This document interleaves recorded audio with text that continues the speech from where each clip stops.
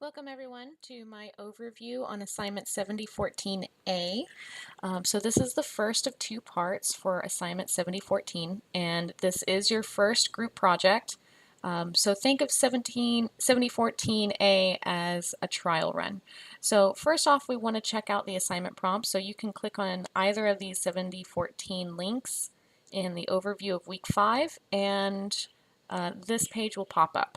Okay, so I'm going to scroll down past Alex Nostrovia's email assigning us to do this, and I'm going to focus on our tasks.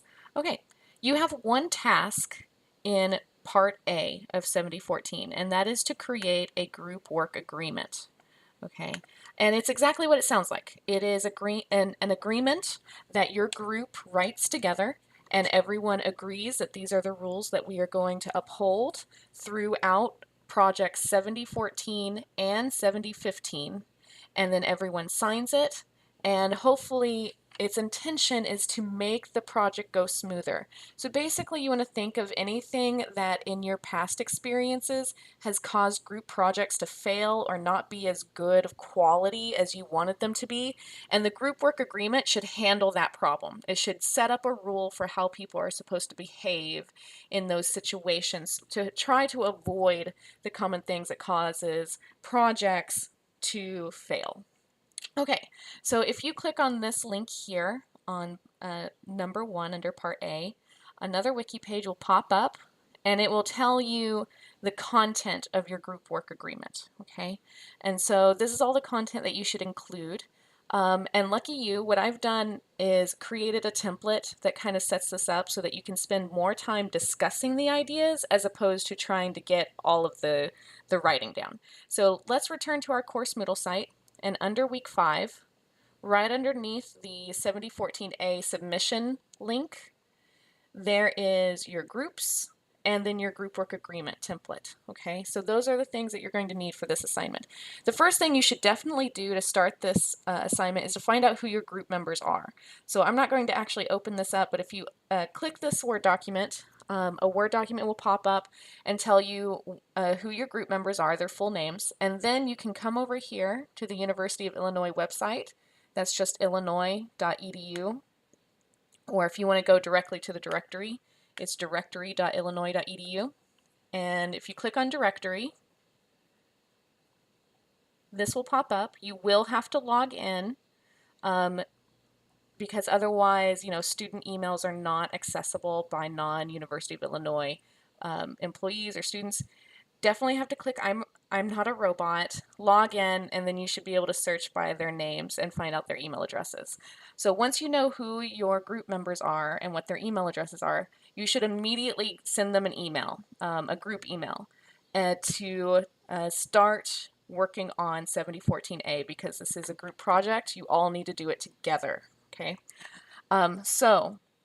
If you have ideas out of the gate and you're the first person to email the group, you're welcome to email them your ideas, but you should figure out how you guys want to start talking about this project. You can do it during our virtual class time. You can set up a Skype video conference, however you guys want to start brainstorming this together, okay? You're definitely not going to have time to just do it back and forth through email. Okay, so once your group is all assembled and you're ready to start creating the group work agreement, go ahead and open up this Word document here. It's under week 5, and it's the 7014A group work agreement template. And I'll go ahead and open this up. And basically it has just put that content from the wiki page into a structure. I've synthesized some of the sections, but if you don't like the order, that's fine. You can put this in a different order. You can change the wording. You can change anything about this. This is just meant to be a helpful tool to you. And so if you don't like how it's worded, you are welcome to rewrite it completely. Cut things that you don't like the wording of, cut content, but just make sure that you hit all of those key points over here in the wiki page. Okay, so the rest of this video is going to be focusing on the content of your group work agreement. The first thing you need to do is identify all the full names of everyone in your group. okay, and you just list them here. You can just delete these underlinings and write your names in here. So it would look like this. Okay, so make sure it looks professional and it doesn't look like you filled in a form. The next thing you need to decide is how are group level decisions going to be made. So the first thing you're going to have to decide for this project is what business you want your projects to be on. So before you even make that decision, your group should decide how decisions are made. So is this going to majority rules? So by taking a vote and majority decides? Or do you want unanimous? Do you want everyone to agree before the group makes a decision? You can be more descriptive. You can, by having full discussion first, taking a vote, then going with majority. And if you go with majority, if you decide you want to do a majority vote, make sure that you have a tiebreaker situation. So what happens when only 4 people in your group are present for the vote and you're tied? How will you resolve that? So you should have a decision for that. Okay? And then you should list what counts as group level decision making. So I would highly recommend that you alter the rest of this paragraph, and list everything that counts as group level decisions. So I would go through the assignments themselves, and one of the first things you definitely need to do is select your topic, select your business, okay? So make a list of what counts as group level decisions, okay? So this should be anything that isn't up to, say, your group manager or up to the instructor. Next, interactions. So this is your mediums, your media. So how are you going to interact? How are you going to function as a group when you all don't live in the same place? So some of you may actually be in the same town, and that would be great if you can do in-person meetings. If you can't do in-person meetings, you're going to need to use Skype or Google Hangouts, some kind of conference application. So you guys should decide what you want that to be, if it's Skype or something else that is more user-friendly to wherever you are. You might want to have a messenger system, so this might be Facebook Messenger or some equivalent thereof that works where everybody in your group lives. And then you're probably going to have email. If you want to do phone calling or text messaging, list that. So in class time, you can also put that in there. So you should, as a group, decide multiple ways that you're going to work together. So as you looked into in previous assignments, different mediums are more appropriate to different kinds of encounters. So you're definitely going to need at least in-person or conference calls in order to brainstorm and discuss and plan things together, because that's a swift back and forth kind of task that you really cannot do effectively via messenger and email, because you never know if someone is present or not, or if they have their phone turned off, or if they drop their phone in the water or something. So you need to at least have some version of one of these things where everyone can be talking together at the same time. Have some kind of messaging thing. You might also want to include like Google Docs, something where you guys can put all of your work together and work on it at the same time. You can also use Google Drive or some variation thereof. So make sure that these are tools that works for everybody, but you'll at least need a plan for how you're going to share content. That's what these two things can do. Send longer questions or ideas to each other where you don't really need people to respond immediately. That might be a good idea. And then some way to brainstorm quickly together, okay? Or have larger discussions that are very rapid back and forth, okay? And then over here on the right column, you should list the purpose of each one so that people know, I want to send this question, how should I send it? And there's this guide in here. And that's basically what a group work agreement is. It's a guide. If someone asks a question about what the policy is or what the procedure is, it should be listed in this agreement. Next, the standards for this communication include, and you can break this down like by medium. So do you want your emails to be professional, and, or do you want them to be to the point? Do you want people to be polite? Do you have rules for like editing docs?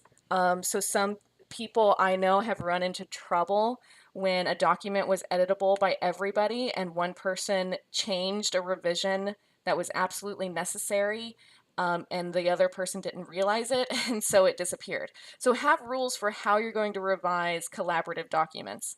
Have rules for how you're going to interact interpersonally. How are you going to behave, personably? Okay, so next, each group member can be contacted via the following means. So this should just be each person's name, their email address, their Facebook Messenger, their Skype ID. You can change these categories, okay?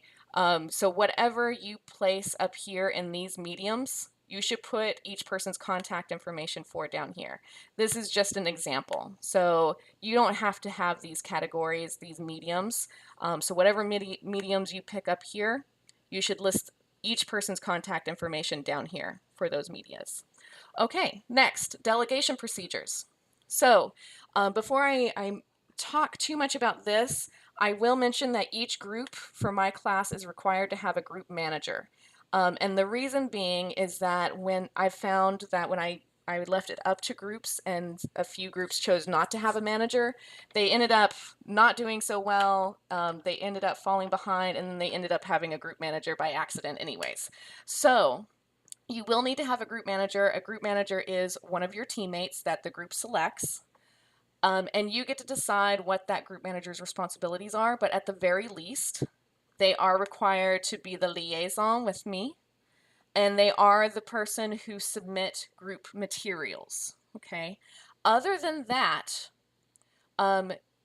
you can decide that they do no more than that, but this big old paragraph kind of gives you a bunch of options. These are things that typically group managers do, and so you as a group should decide what you want to take off of this list, what you might want to add on, that sort of thing, okay? So when you do your completed version of this group agreement, this should not be highlighted. It should not be italicized. In only those duties that you want the group manager to do in your group should remain here, okay? But at the very least, they need to liaise with me, and they need to be the ones submitting projects for their deadlines, okay? So submitting all group materials. Those two are required. Okay, so in the group manager responsibilities section, you should list how they were selected. Were they selected by volunteering, by being volunteered, by vote, by majority vote, unanimous vote, whatever. And then list the person's name, full name please. And then list how they can be removed from their position. This has never happened in my experience, but if you get a terrible manager, go ahead, you should have a way for removing them from their position and replacing them. So decide as a group how you want to be able to replace a manager. Okay, so now you have an idea of the structure of your group. Delegation procedures, how are you going to split up who's going to do what work? Is it just going to be by volunteer? And if it's by volunteer, have a backup, because maybe there's something that where nobody volunteers. Or maybe you have multiple people volunteer. So you should have a backup plan. Will the manager decide? Will it be by rock, paper, scissors? So have a means by which work is delegated. And if it relies on volunteering, you have to have a backup step, okay? And, tell me why. This can be a one short sentence telling me why your group chose what you chose. Okay, moving on. Accountability. So during these group projects, you will be evaluating each other. And so this section is basically about how to keep people on task, meeting internal group deadlines, completing their work so that the project does not suffer, okay? And so basically what you've got set up here, what I have set up for you, is you can fire group members from your groups, okay? But there's procedures on how you get there. If a group member is fired from a group, they will have to write a resume and a job application letter in order to apply to another group and be admitted to another group, okay? So this has only happened twice in my 6 years of teaching this class at this point. and the person had to write a resume and a job application letter to be admitted to another group. Okay, so for the most part, having this policy is a great deterrent from keeping people from slacking. Okay, so there are many steps before you can fire a group member, and this is basically creating a process by which we keep people accountable. So the key parts that, and again, you can revise the language of this if you don't like it, but the basic ideas are here. Any group member can be fired as long as these criteria are met. The group member has at least 3 strikes, and if you want to change this number, you can. Other criteria. The appropriate interventions were attempted, so you can't just fire someone on the first offense. Let's say someone is late in getting their work to the rest of the group, okay? There should be an intervention for that. Someone should address it with them. Otherwise, the group is just as responsible for that person not upholding their end as they are, okay? So you have to have interventions. Third, the decision to fire the group member followed the decision-making article of this agreement. So one person can't just come to me and say, we're firing. It should be the group's decision based off of the decision-making procedures up here, okay? And then finally, I have to agree. The instructor has to approve. And basically what that requires is me looking over your group work agreement and asking your group or perhaps your group manager, did you follow these steps, okay? What were the 3 offenses? What were the 3 strikes? What were the interventions that you attempted to stop, the person from behaving in this way? And then finally, if it looks like, the group did everything they could and the project is suffering, I will be the one to make the firing. Okay, that's how the process works. So the rest of this section kind of has the group decide what are strikes, what counts. So the following behavior will count as a strike, and you as a group should decide what that looks like. Is it being more than 12 hours late on work that they're submitting to the group? Is it ignoring emails at least twice? Something like that.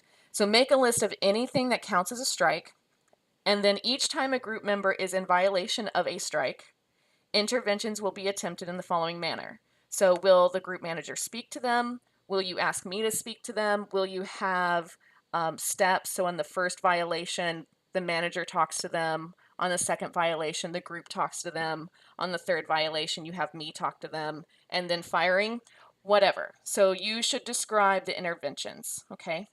And so this is what I would be looking at for part 2, criteria 2 for firing someone, all right? Next, a group member whose work is at least a day late will receive a warning from. So you can, again, this line you can delete if you want to, but this is just an example of that intervention. Okay. So on and so forth. But the key things I want you to fill out are what counts as a strike, and then what are the interventions. And the rest of this you can keep or delete, except for this last sentence. You should leave that in there.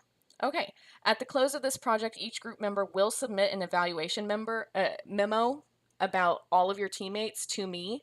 So I will be monitoring how well you work as team members. Okay, so if you try to claim on your job application letter that you're a great team member, you should be proving it in this project. All right, next section is your contingency plan. So basically, this includes what happens to work when someone doesn't show up or someone doesn't submit something. So you need to fill out 2 scenarios here. So basically you need to answer what happens to someone's work if they leave the group permanently. Maybe they're fired, maybe they just drop the class, maybe they disappear. So what's going to happen to their work? That is the contingency plan. How will you fix that problem? You should probably also cover what happens to someone's work if they miss a single deadline. Okay, so they're not leaving the group, but they've missed a deadline for a draft and you absolutely need it. You can have a 2-step plan. You can say, if possible, grant a 12-hour or 24-hour extension if the work isn't completed by the extended deadline. Then what happens to that one piece of work? So you could simply say that task will be redistributed based off of the delegation procedures of this agreement. So however you guys want to handle that, you should have a discussion. So you're dealing with two topics in the contingency plan. If someone leaves the group permanently, what happens to the work? And then if someone just misses a single deadline for work in the group, what happens to their work, that particular task? All right, last section is scheduling. Okay, so this group will set deadlines based on the following time zone. Okay, so you don't have to go by Central Standard Time for me. Just make sure that whatever your time zone, your deadlines are in your time zone, it's going to coincide with my deadlines in Central Standard Time. Okay, so you should have a discussion about where everybody is located geographically and come up with a time zone that will work for the group. And then you should have a time that everyone in the group will make themselves available for collaborating. So this would be the time to do your Skype or your video conferencing, to have your discussions, check in, and that sort of thing. So everyone should be working on the project at the same time. And so I want you to come up with several dates. It might be, Tuesdays and Thursdays or whatever. Have a specific days and times listed here, okay? I want a list. I want them to be specific. Next, if a group member believes he or she cannot meet a deadline, what should they do? And then what will be the results if something is late? So this might be another intervention, or you could have them, be responsible for something else next time, something like that. And then finally, here is your schedule. Now, you are going to be creating a schedule of deliverables in another assignment. So let's just make this for 7014 overall. So 7014 A and B, and then you'll leave the rest for a later assignment, okay? Then you should absolutely have everyone sign and date, okay? So you can do this using PDF. You can do an old-fashioned, backward slash and then your name. Or you can insert signatures. That's all possible these days. And then make sure you put your dates, okay? And so your group manager will collect this. So first, everyone should have a discussion and make decisions about these topics. Someone should be responsible for completing this draft, making sure it's pretty and it doesn't look like a form. It should look like you wrote it. And then everyone should review this group work agreement and make sure that it's accurate. Then they sign it to show that they are in agreement, and then the group manager submits it. So I'm going to return to our wiki page to check what we are submitting. So this is 7014, Part A. So the group manager will need to create a single Word document that includes a title page and this group work agreement. Okay, and when you're done, you come right over here to Moodle, click the submission link and turn it in, and make sure you submit it all the way to where you cannot edit it anymore, okay, or else it'll count as late. All right, well, I hope that was useful, and if you have any questions about what kind of policies you want to make or how to word them, please let me know. You can bring those questions to our virtual classroom or email me. Good luck.